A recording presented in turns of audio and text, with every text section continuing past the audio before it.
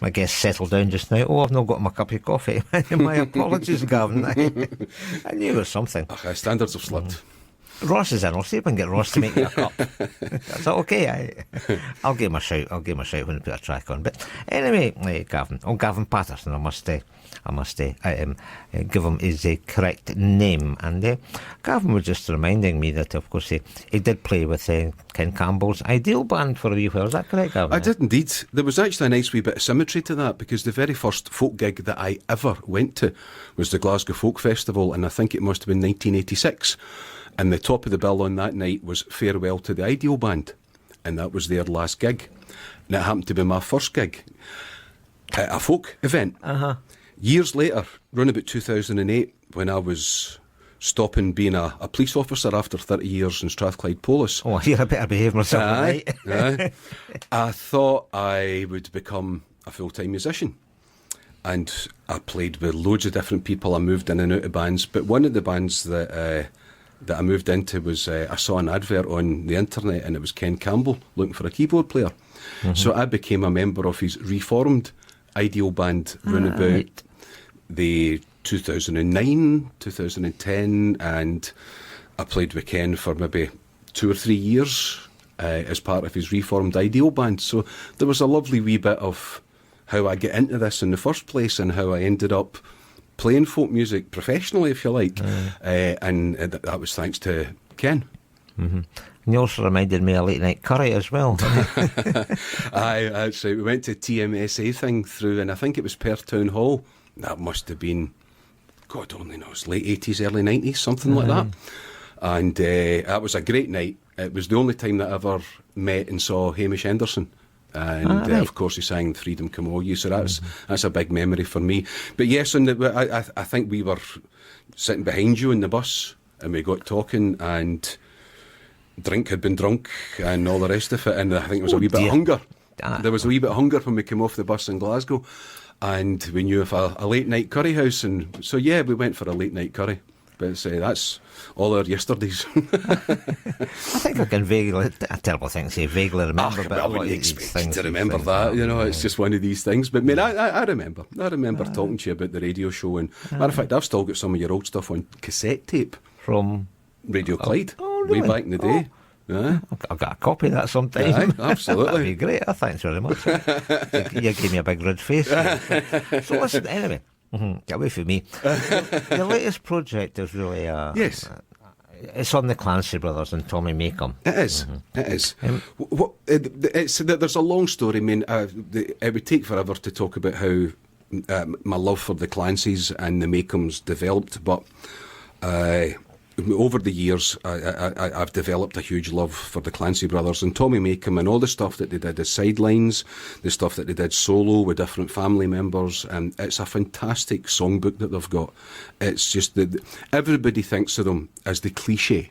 I think Billy Connolly said 4 iron sweaters singing about dead fishermen. Well, I tend to call them as singing jerseys, but I'm only joking, because I mean that in the nicest possible way, It was a gimmick that took off for them, and it became a bit of a milestone for them. Liam used to say that the definition of a split second was how long it took him to get that sweater off as soon as he was off stage. Oh, don't say that. You're spoiling my illusions. This is about the only night during the winter I've not got an iron sweater on, and you come in about this. But it was that their mammy actually sent them over to them. So I believe. When they were living in New York back in the early days, because it was freezing. New York, as I'm sure everybody knows, can get right cold. And so she sent them over 3 individually hand-knitted sweaters, iron sweaters, and one for Tommy Makem as well.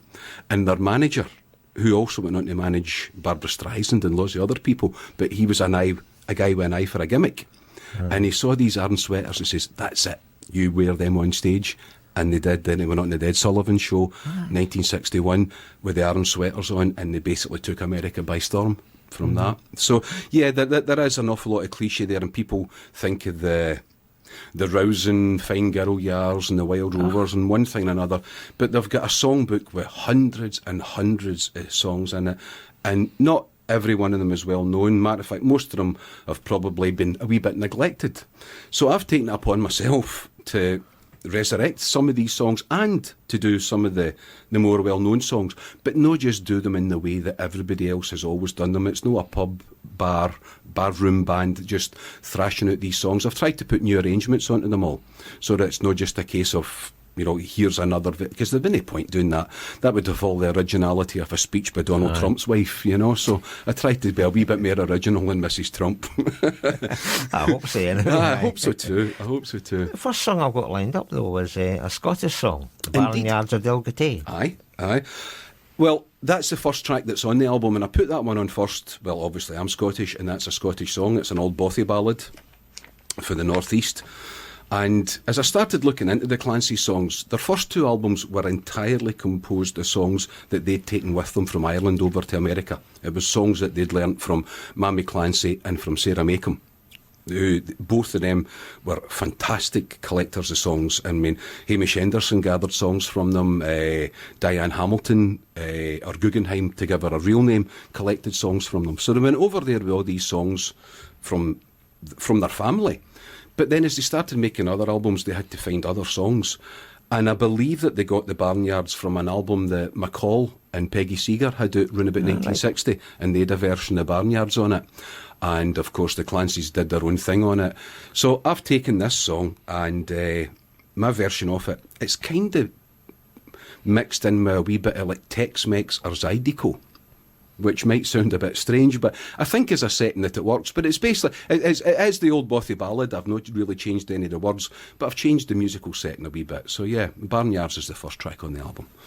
As I came in by Tura Market for to feed, I fell in with a wealthy farmer, the Barnyards O Delgaty, Lintonary, Turanary, Lintonary, Turanary, Linton, Lauren, the Barnyards O Delgaty. Hey!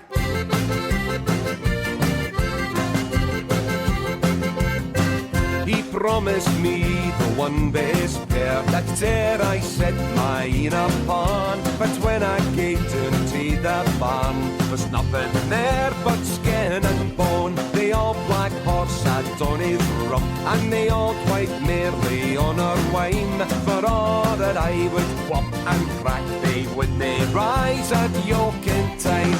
Lintonary, Turanary, Lintonary, Turanary, Linton, Lauren, the Barnyards O Delgaty. Hey!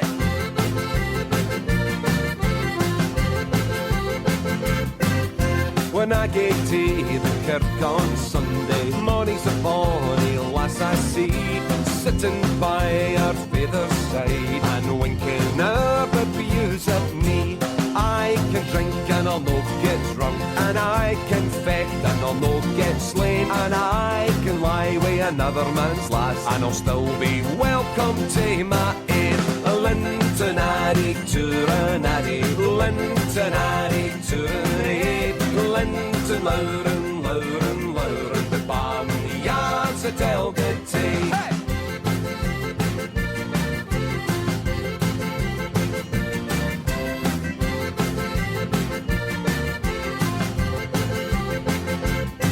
My cannel new is near Burntook, my snotter's fairly on the way.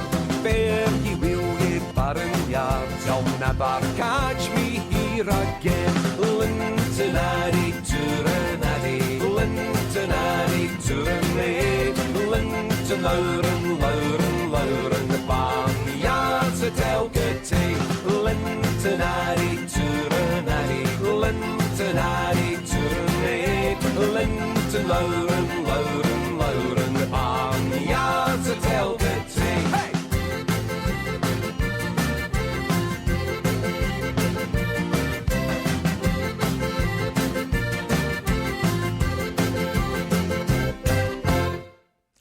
Of course, the bothy ballad, the Barnyards O Delgaty, and that was from Gavin Paterson, and that's off his new CD, the Clancy Makem Songbook, and I'm